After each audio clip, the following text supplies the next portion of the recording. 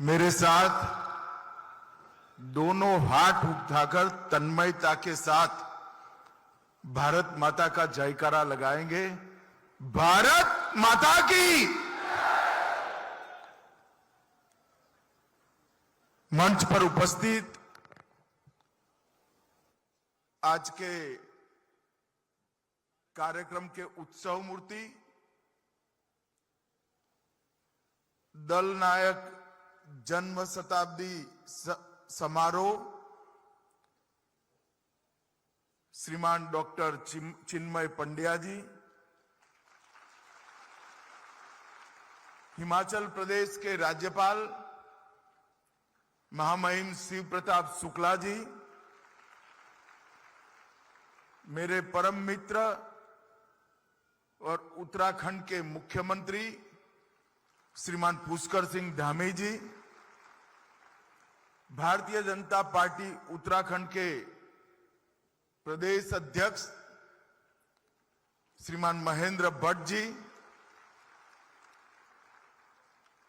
भाजपा के वरिष्ठ नेता श्री मदन कौशिक जी,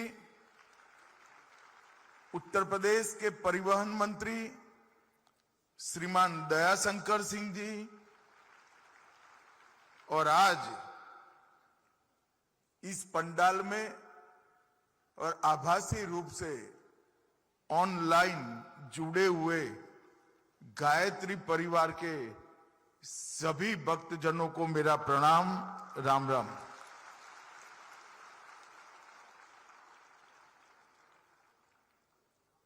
आज मैं देवभूमि उत्तराखंड में आया हूं। देवभूमि में पैर रखते ही हजारों साल की तपस्या की ऊर्जा का अनुभव होता है। और देवभूमि में भी मैं हरिद्वार में आया हूं। एक कुंभ क्षेत्र है, सप्त ऋषियों की तपस्या की भूमि है। अनगिनत संतों ने यहां अपने आत्मा के साथ साथ करोड़ों लोगों की आत्मा को जागरूक कर आध्यात्म के रास्ते पर प्रशस्त करने का पुरुषार्थ इसी भूमि पर किया है। और यही भूमि पर पंडित राम शर्मा और वंदनीय माता जी ने गायत्री ऊर्जा को जागरूक करने का काम किया है। आज अखंड ज्योति सम्मेलन में आकर मैं सच अर्थ में अखंड ऊर्जा और चेतना की अनुभूति कर रहा हूं। ये मेरा मन ही जानता है यहां से कितनी चेतना लेकर मैं वापस जाऊंगा। आस्था, अध्यात्म और संस्कृति, ये तीनों का ये संगम स्थल है। और पूजनीय पंडित जी ने, श्री राम शर्मा जी ने आस्था, अध्यात्म और संस्कृति, ये तीनों को पुनर्जीवित करने के लिए व्यक्ति निर्माण का रास्ता चुना। हर व्यक्ति के अंदर बसे हुए परमात्मा रूपी आत्मा को जागरूक और ऊर्जावान करने का काम किया। और आज मैं तो चिन्मय जी को अभिनंदन देना चाहता हूं, बहुत बहुत अभिनंदन देना चाहता हूं। चारों सम्मेलनों का थीम उनका बड़ा प्रशंसनीय है, परंतु आज उन्होंने राष्ट्र निर्माण का संकल्प का जो काम लिया है वो सच अर्थ में बहुत प्रशंसनीय है। मित्रों, जो लोग सनातन धर्म को जानते हैं, भारतीय संस्कृति को जानते हैं, भारत के इतिहास को जानते हैं, वो सभी को सिर्फ मान्यता नहीं, दृढ़ विश्वास है कि विश्व भर की समस्याओं का समाधान अगर कहीं एक जगह है तो भारतीय परंपरा में विश्व भर की समस्याओं का समाधान। तो आध्यात्मिक रूप से भारत का पुनर्निर्माण वो सिर्फ भारत के लिए नहीं, समग्र विश्व के लिए कल्याणकारी होने वाला है। और कई सारे अर्थ दृष्टाओं ने, स्वामी विवेकानंद जी हो, महर्षि अरविंद हो, या पूजनीय पंडित राम शर्मा जी हो, ये सब ने अपनी ओजस्वी वाणी में विश्वास व्यक्त किया है कि जब भारत अपने पूर्ण तेज के साथ जागरूक होगा, समग्र विश्व को, समग्र ब्रह्मांड को तेजोमय बनाएगा। और मुझे विश्वास है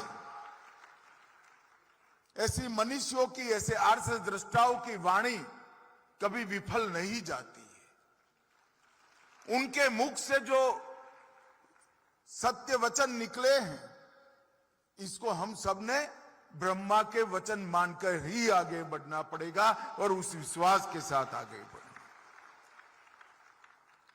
और पंडित राम शर्मा ने भक्ति को मंदिर के गर्भगृह से निकालकर लोगों के मुंह तक, जिह्वा तक, आत्मा तक पहुंचाने का काम किया गायत्री मंत्र के माध्यम से। ये आज जो विशाल समागम दिख पड़ा है, सातों नगरों में भी आभासी स्वरूप से इसको गायत्री परिवार के सभी लोग देख रहे हैं और देश और विश्व भर में देख रहे हैं। इतना बड़ा भक्तों का समूह एक जीवन में सृजित करना, इससे बड़ा कोई काम नहीं हो। युग दृष्टा पंडित श्री राम शर्मा आचार्य और वंदनीय माता भगवती देवी, ये दोनों ने अनेक जीवनों का काम, अनेक युगों का काम अपनी एक ही नश्वर देह के समय में कर कर दिखाया है।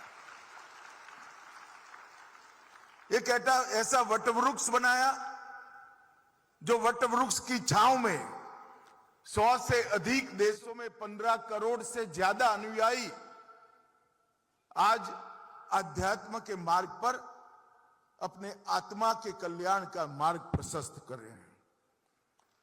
और आज ये अखंड ज्योति की सती मनाई जा रही है। आप कल्पना करिए, 1925-26 से लेकर 2026 तक एक ही मार्ग पर, एक ही ध्येय के साथ, एक ही लक्ष्य के साथ, न केवल एक व्यक्ति, न केवल एक विचार, करोड़ों लोगों को साथ में लेकर आगे बढ़ना, कितनी ऊर्जा होगी पंडित जी के जीवन में, उनके विचार में, उनके कर्मों में, कि उनके जाने के इतने वर्षों बाद भी अखंड ज्योति न केवल जलती रही, करोड़ों लोगों के दिल में आत्मा के दीपक के रूप में वो अखंड ज्योति ने स्थान दे दिया। ये 1925-26 का साल, ये 7वें राष्ट्रीय पुनर्जागरण का साल रहा। उसी वर्ष राष्ट्रीय स्वयंसेवक की संघ की स्थापना हुई और संघ भी आज जन्मशती मना रहा है। उसी वक्त भाई जी ने गीता प्रेस गोरखपुर की स्थापना की, वो भी आज जन्मशती मना रहा है। और अखंड ज्योति जो प्रज्वलित हुई, और वंदनीय माता जी का भी जन्मशती का वर्ष है। एक प्रकार से ये सभी काम एक ही वर्ष में शुरू होने का मतलब है कि वो वर्ष को ईश्वर ने ही भारत के पुनर्जागरण के लिए निर्मित किया होगा। मैं आज पंडित राम शर्मा जी ने गायत्री परिवार की परंपरा की जो स्थापना की, महामना मदन मोहन मालवीय का के जिस आंदोलन को आशीर्वाद मिले, वो आंदोलन, वो परंपरा और उसका भाग स्वरूप आप सभी को मन पूर्वक प्रणाम करता हूं। मित्रों, यहां पर एक प्रकार से गायत्री परिवार के शताब्दी वर्ष का कार्यक्रम, अखंड ज्योति के प्रागट्य के 100 साल हुए। वंदनीय माता भगवती देवी शर्मा के धरती पर अवतरण के भी 100 साल हुए और गुरुदेव पंडित राम शर्मा जी की तपस्या के भी 100 साल पूरे हुए। व्यक्ति के लिए 100 साल का जीवन एक प्रकार से पूर्णता माना जाता है, परंतु व्यक्ति निर्माण और पुनर्जागरण के लिए जो संस्थाएं काम करती है, इनके लिए 100 साल शैशव काल होता है, नई ऊर्जा के साथ आगे बढ़ने का काम। आज करोड़ों लोगों को गायत्री मंत्र के साथ, गायत्री उपासना के साथ, गायत्री साधना के साथ पंडित राम शर्मा ने जोड़ा। वो करोड़ों लोगों की जिम्मेदारी है कि चिन्मय भाई के नेतृत्व में 100 साल में नई ऊर्जा और जोश के साथ हम आगे बढ़े और इस तरह से आगे बढ़े, इस उत्साह से आगे बढ़े कि यही तपोभूमि पर, यही सप्त ऋषियों की भूमि पर, यही कुंभ भूमि पर गायत्री परिवार के 200 साल भी इससे भी ज्यादा उत्साह के साथ।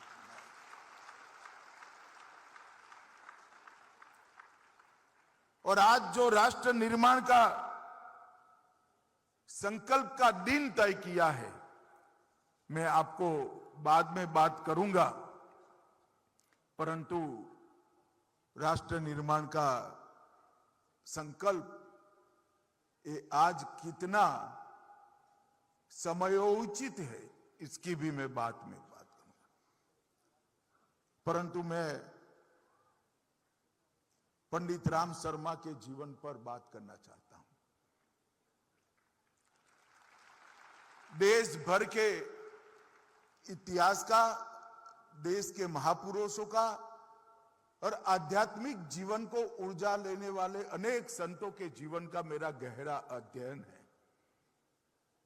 और मैं आज गायत्री परिवार के कार्यक्रम में आया हूं इसलिए नहीं कह रहा हूं, गायत्री परिवार की अखंड ज्योति की शताब्दी है इसलिए नहीं कह रहा हूं। मेरे मन की मान्यता है, भारतवर्ष पंडित राम शर्मा के उपकारों से कभी मुक्त नहीं हो पाए। एक जीवन में करोड़ों लोगों को व्यक्ति निर्माण के आंदोलन के साथ जोड़ना, भक्ति के साथ जोड़ना, आध्यात्म के रास्ते पर प्रशस्त करना और गायत्री मंत्र का एक प्रकार से पुनर्जीवन करने का काम। सनातन धर्म में कई कुरीतियां आ गई।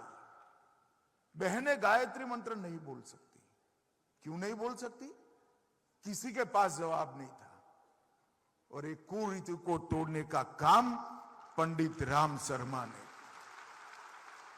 हर जाति, हर समाज और लिंग भेद के बगैर गायत्री मंत्र के माध्यम से हर आत्मा को कल्याण का मार्ग प्रशस्त करने का रास्ता पंडित गायत्री शर्मा ने बताया।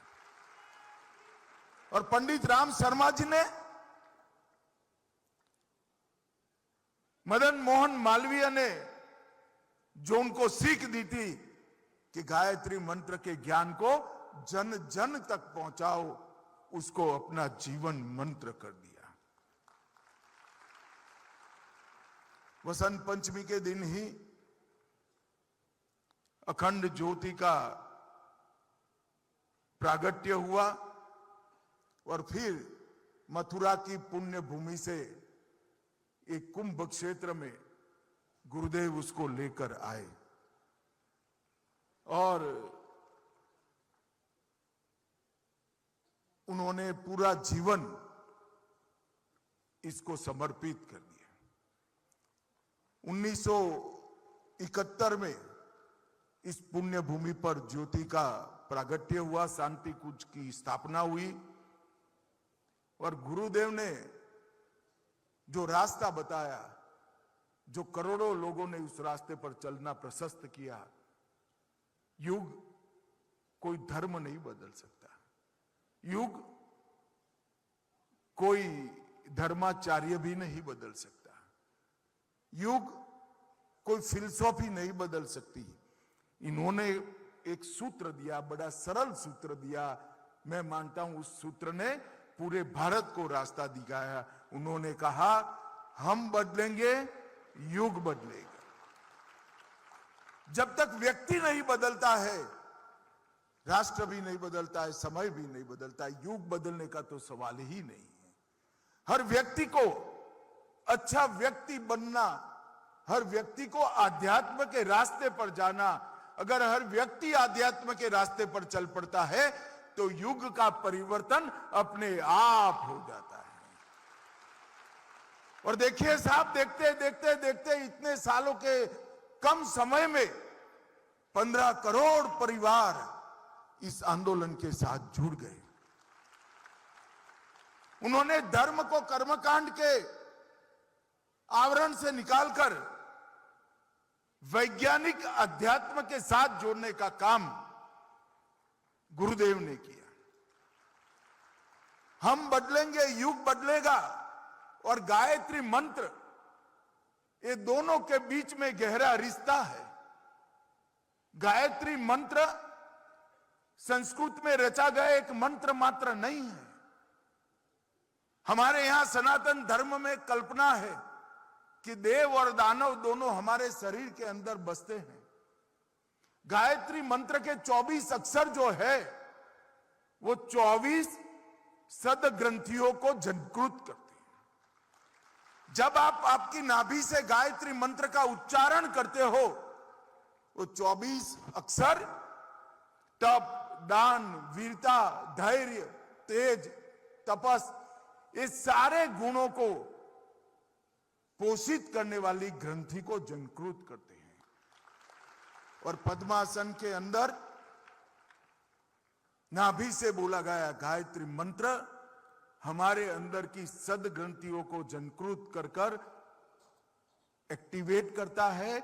और उसके साथ ही इसकी विरोधाभासी जो ग्रंथि है, जिसको हमारे शास्त्रों ने असुर का कहा, तप के सामने उपभोग है, वीरता के सामने कायरता है, दान के सामने लोभ है, वो 24 ग्रंथियों का समन भी करता है और सद ग्रंथियों को उत्तेजित करता है। अगर हर व्यक्ति के अंदर ये 24 गुण गायत्री मंत्र के उच्चारण से बढ़ते हैं और साधक जब आगे बढ़ता है तो अपने आप सारे आवरण हटते जाते हैं। तो हम बदलेंगे का जो नारा है, इसको उन्होंने गायत्री मंत्र के साथ जोड़ा। हम कैसे बदलेंगे? हमारी वृत्तियों को बदलेंगे, हमारे गुणों को बदलेंगे, सद्गुणों का विकास करेंगे और खराब गुणों का धीरे धीरे धीरे ह्रास कर कर हम आध्यात्म को जागरूक कर कर आगे के रास्ते पे निकलेंगे। ये वैज्ञानिक आधार देने का काम पंडित राम शर्मा जी ने किया। गायत्री मंत्र की रचना समग्र पृथ्वी पर बसते मानवों के कल्याण के लिए की गई, मगर धीरे धीरे वो कर्मकांड बनकर रह गया था। पंडित राम शर्मा ने गायत्री मंत्र को वैज्ञानिक आधार देकर नई ऊर्जा देने का काम किया।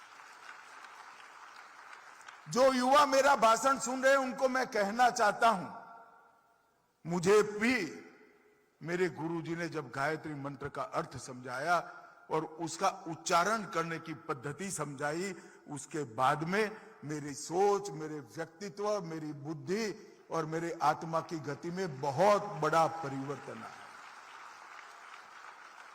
आप एक बार मन से प्रयोग कर कर देखिए, पंडित शर्मा के आशीर्वाद प्राप्त कर कर स्वार्थ छूटता जाएगा, परमार्थ बढ़ता जाएगा, कायरता निकलती जाएगी, हिंसा बगैर की वीरता अपना स्थान ले लेगी और बुद्धि सदमार्ग पर प्रभुत्व हो जाएगी। और ये अखंड ज्योति बिना किसी विज्ञापन के, बिना किसी बाहरी सहायता से 100 से अधिक भाषाओं में करोड़ों लोगों के पास पहुंचती है। ये पंडित राम शर्मा और वंदनीय माता जी की एक प्रकार से तपस्या का परिणाम है।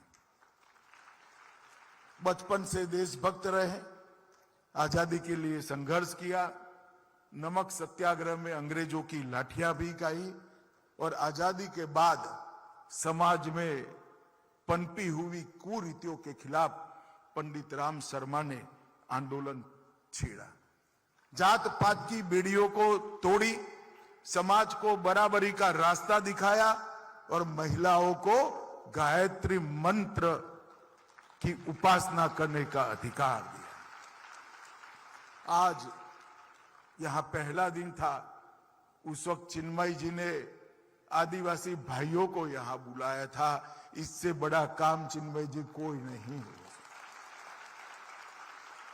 आपने बहुत अच्छा किया और एक प्रकार से पंडित राम शर्मा के रास्तों को आप आगे ले जाने का काम। कई सारी कुरीतियां उन्होंने, दहेज हटाएंगे ऐसा नहीं कहा, मेरी बात ध्यान से सुनिएगा, दहेज नहीं लेंगे नहीं कहा, उन्होंने नेगेटिविटी नहीं करी, दहेज मुक्त विवाह को हम अपनाएंगे ऐसा कहा। रचनात्मक दृष्टि से दूषणों को बाहर किया, व्यसन से मुक्ति प्राप्त करने का अभियान चलाया, गंगा सफाई का अभियान चलाया,